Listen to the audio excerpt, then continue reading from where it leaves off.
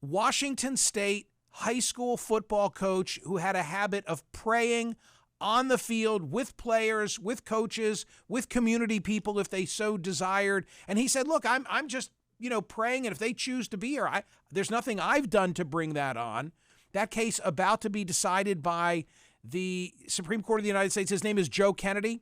So Sports Illustrated has a major story about this.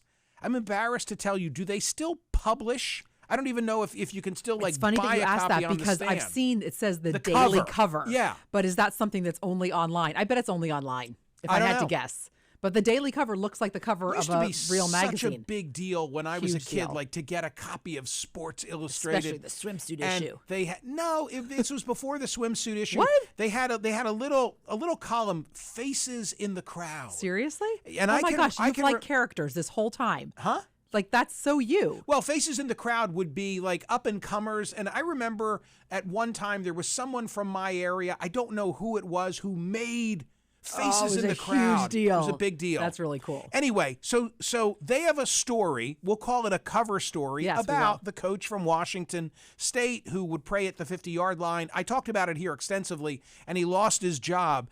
The tweet said, SCOTUS will soon rule on the case of a public school football coach who wants to pray on field after games.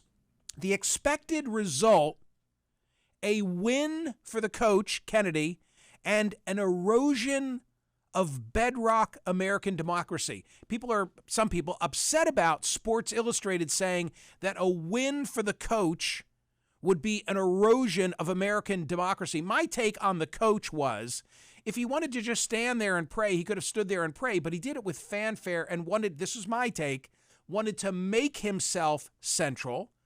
And what I said when we talked about this, TC, is what if I'm Jewish and I'm on the team? What if I'm Muslim? What if I'm agnostic? I'm going to feel like, and this comes from me, number 3 on the quarterback depth chart. I might sink to number 4 on the depth chart.